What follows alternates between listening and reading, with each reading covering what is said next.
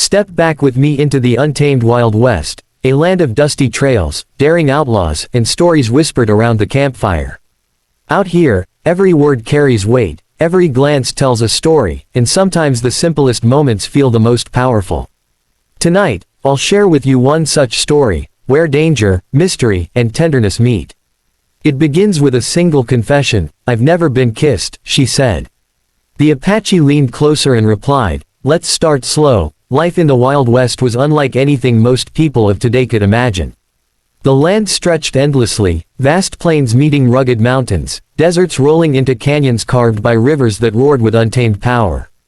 It was a place of raw beauty, but also of constant danger, a world where every sunrise brought both opportunity and uncertainty.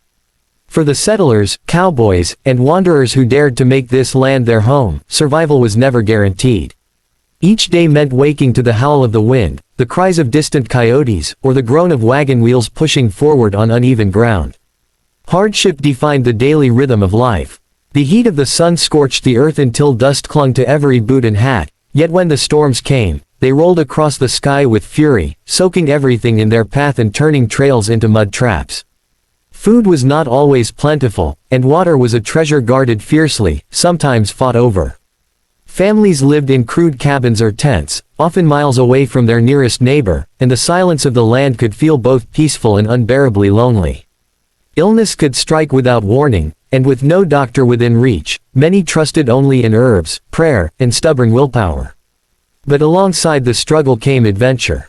For those who braved the journey westward, there was a sense of freedom unmatched anywhere else.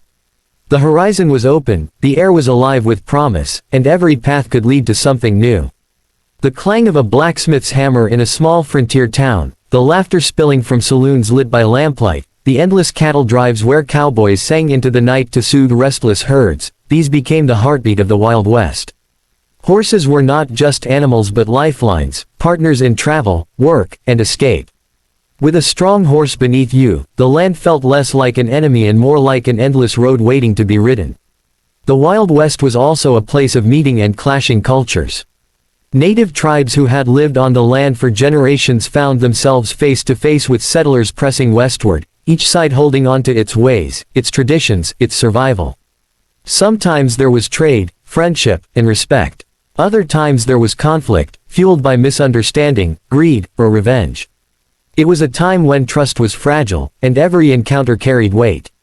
A rider seen on the horizon could mean a friend arriving with news, or an enemy bringing trouble. Every knock at the door could bring opportunity or danger. The spirit of the people who lived there was tested daily. Courage was not something extra, it was a necessity. Men and women alike carried rifles or revolvers not for show but for protection, because the wilderness did not forgive carelessness.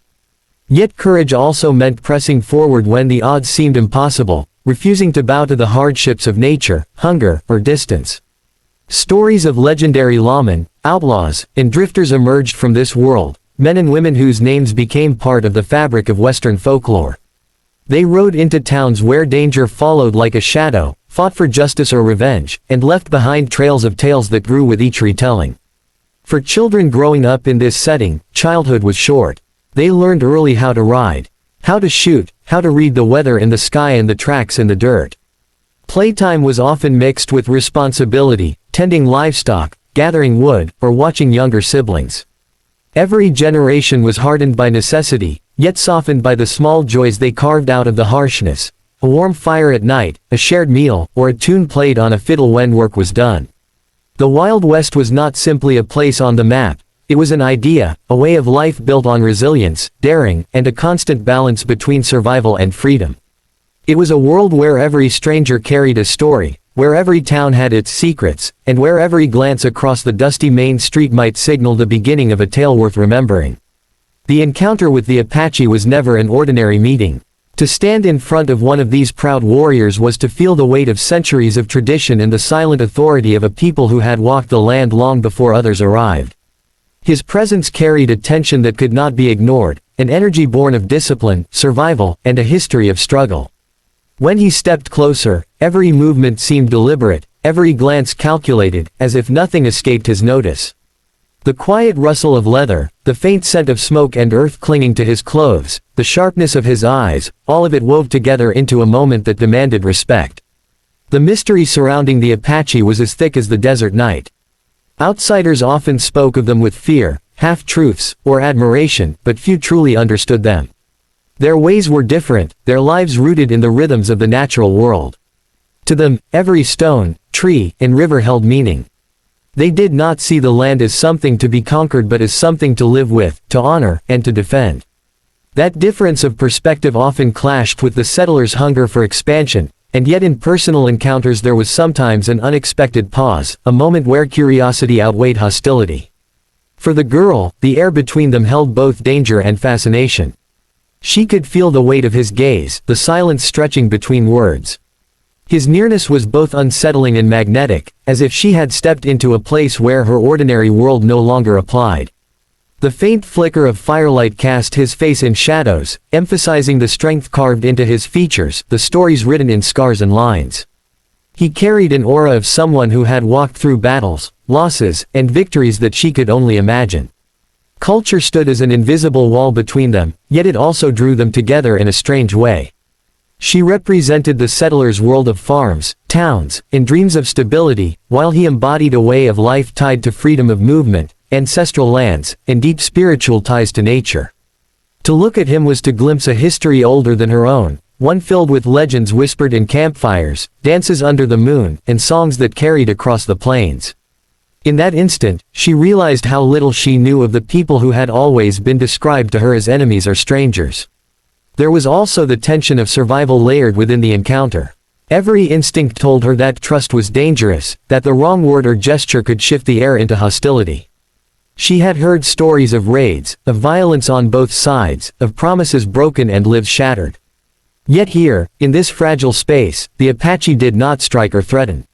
He simply leaned closer, testing the boundary between them. The uncertainty of his intentions created a pulse of fear in her chest, but it was mixed with something else, curiosity, a spark of daring to see what might happen if she did not step away. The mystery deepened in the way he spoke. His words were few, measured, almost ceremonial, as if each one carried the weight of choice. To someone used to chatter and explanations, his silence was unnerving, but it was also captivating. He did not waste sound, he let silence do its work. His presence was a reminder that communication was not always in words but in looks, pauses, and the slight curve of tone. She found herself listening harder than ever before, not just to what he said, but to what he chose not to say. The fire between them was not just the one burning on the ground. It was the fire of two worlds colliding quietly, without the noise of armies or politics, but with the intimacy of two individuals trying to understand one another in the simplest of gestures. He represented a culture steeped in rituals of patience, endurance, and loyalty to his people. She carried with her the restless energy of settlers who wanted to carve new lives out of old lands. The air was thick with everything unspoken, suspicion, attraction, uncertainty, and the faintest thread of trust beginning to weave itself. The encounter was not just about two people standing close, it was about the collision of myth and reality. To her, he had been a figure whispered about in fear, a shadow of the frontier. Now, face to face, he was human yet more than human, complex, layered, carrying with him the weight of his people's survival and the quiet strength of someone who knew his place in the vast wilderness. To him, she was perhaps another stranger, another settler, and yet something in her words or her manner had made him pause long enough to listen rather than dismiss. The confession came softly, almost trembling, as though the weight of the words was heavier than anything she had ever carried. In the quiet of the firelight, her voice broke the silence with a truth she had never dared to share before. "I've never been kissed," she admitted, her eyes lowered, her hands twisting nervously in her lap as if they could hide the depth of her vulnerability. The words were not just a statement, they were a doorway into her soul, revealing innocence, hesitation, and a yearning she could not disguise. She had grown up in a world where the simplest acts of affection were either guarded by strict propriety or hidden away behind closed doors. The harshness of frontier life left little room for tenderness, and in her small community, romance was a thing spoken of in whispers or caught fleetingly in glances across crowded gatherings. Suitors had passed her by, distracted by their ambitions, or perhaps intimidated by her quiet nature. Whatever the reason, no lips had ever brushed hers, no one had ever paused long enough to make her feel chosen. Now, standing on the edge of adulthood and danger, she felt the need to confess, to let the truth escape before it burned a hole inside her. Her innocence was not something worn like a badge, but something that clung to her naturally, a fragile quality that seemed almost out of place in the harshness of the Wild West. Others her age had already tasted life more boldly, had stories of dances, embraces, or stolen moments under the stars. She, by contrast, had lived in restraint, her life shaped by duty, family, and the cautious rules of survival. The confession, then, was more than words about a kiss. It was a window into her unspoken loneliness, a sign of how deeply she longed for connection in a world that seemed built on distance and silence. The act of speaking those words allowed Carrie to risk she felt in her chest. To reveal such a truth to anyone, and especially to him, was to surrender a piece of herself. She could not predict his response. Would he laugh? Would he mock her innocence? Or worse, would he dismiss her entirely, as if her vulnerability meant nothing in the larger struggles of life and death around them? Fear pressed against her heart as she waited, but still, she chose to say it. The courage it took to speak was born of desperation, the kind that pushes someone to leap even when the ground below looks uncertain. For a moment, silence hung after the confession, and in that silence her mind raced. She thought of all the times she had hidden her feelings, all the times she had pretended not to notice the absence of affection in her life. She remembered the evenings when she had watched couples dance, the way a hand rested on a shoulder or lingered at a waist, and how she had secretly imagined what it might feel like. She recalled the lonely nights when she had listened to the wind outside her window and wished that just once someone might choose her, not out of duty or convenience, but because they truly wanted her. The confession carried all of these memories, all of this longing, wrapped tightly in a few simple words. There was a fragility in her tone, a softness that made the moment feel almost sacred. In the firelight, her face revealed the conflict within her, shame at her inexperience, hope that her honesty would not be met with cruelty, and a tentative courage that made her seem both stronger and more delicate than ever before. Her vulnerability was not weakness, it was the raw truth of a heart still waiting for its first taste of something real. In a land defined by survival and strength, that kind of honesty was rare, and it gave the moment an unexpected weight. Her innocence made the world around her sharper. The roughness of the land, the violence of the frontier, the constant threat of loss, all of it contrasted with the purity of her confession. It was as though she carried a small light within her, something unspoiled that had somehow endured despite the hardships she had faced. That light flickered now, exposed and fragile, but still glowing, still alive. It was a reminder that even in a place ruled by dust, blood, and fear, there could exist a quiet longing for tenderness, for the gentle touch of lips meeting for the first time. What she revealed was not only a lack of experience but a longing to be seen, to be understood beyond the roles and expectations placed upon her. Her words asked for more than a kiss, they asked for recognition of her humanity, for someone to notice the girl beneath the duties, the struggles, the silence. It was a confession that carried the weight of her entire young life, a life spent waiting for a moment that had not yet come. And now, with the fire crackling between them and the eyes of the Apache fixed on her, she let it fall into the open air, unsure of where it might lead. The Apache's response was not immediate, nor was it careless. He carried himself with the patience of someone who had lived a life where every decision mattered, where haste could mean the difference between life and death. When she confessed her truth, he did not laugh, nor did he let surprise show too quickly. Instead, he leaned closer with the deliberate control of a man who knew the weight of presence, of silence, of choosing words carefully. His composure alone was an answer, one that told her he was not going to turn her innocence into a weapon against her.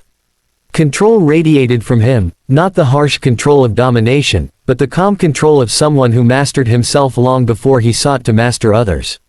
His breathing remained steady, his eyes fixed not with hunger but with measured focus, as though he was studying her, reading the layers of fear and courage beneath her trembling voice. For a moment, it was as if the world itself slowed down, the fire crackling softer, the air tightening between them, until all that existed was the unspoken dialogue carried in glances and stillness. Patience defined him. Unlike the reckless boys she had known, who rushed words and gestures in a desperate attempt to prove manhood, he did not hurry. He let the silence work, let her feel the gravity of what she had revealed. When he finally spoke, his voice was low, controlled, and steady, each word carrying the weight of someone who did not squander language. He chose not to mock, not to dismiss, but to guide the moment with gentleness, telling her in so few words that there was no need for shame. "Let's start slow," he said, and the simplicity of that reply carried more power than any speech could have. Those 3 words were a promise of restraint. They spoke of understanding that her confession was not an invitation for carelessness but a plea for respect. They showed that he recognized the fragility of the moment and was willing to honor it. Starting slow meant more than physical pace, it meant allowing trust to form, allowing her fear to ease, and allowing the first step toward closeness to be grounded in control rather than impulse. In a land where violence and force often defined encounters, his response was an act of rare discipline, one that set him apart from the roughness of the world around them. The control he displayed was not coldness. Beneath it lived a quiet warmth, a steadiness that hinted at strength held in check rather than unleashed. His restraint gave her space to breathe, to feel seen instead of consumed, to stand on the fragile line between fear and desire without being pushed over it. There was a kind of protection in his manner, not in words of promise but in the way he anchored the moment, refusing to let it become reckless. His response allowed the confession to linger in dignity, transforming it from a weakness into a bond that tied them together in an unexpected way. In his culture, patience had always been survival. Hunting, waiting, enduring long journeys across unforgiving lands, these had forged in him the ability to hold still, to let the world move before acting. That same discipline now shaped his response to her vulnerability. He did not seize the moment, he nurtured it. He did not overwhelm her, he steadied her. His silence, his pause, his careful words were born of a life that valued endurance over haste, depth over surface, and respect over thoughtless gratification. The girl, watching him, felt the contrast sharply. She had expected perhaps laughter, or perhaps a sudden rush that would leave her more frightened than she had been before. Instead, his patience drew her in, made her feel the strange security of being allowed to exist in her innocence without judgment. His control gave her courage she had not known she carried. She realized then that power did not always come in force, sometimes it came in restraint, in the ability to hold back, in the choice to go slow when everything around them urged speed. The firelight flickered between them, and with each moment that passed she felt the shift of balance. He was the one who could have taken advantage, the one who could have turned her words into a jest or a conquest. Yet he chose differently. He chose patience, and in that choice lay the foundation of trust.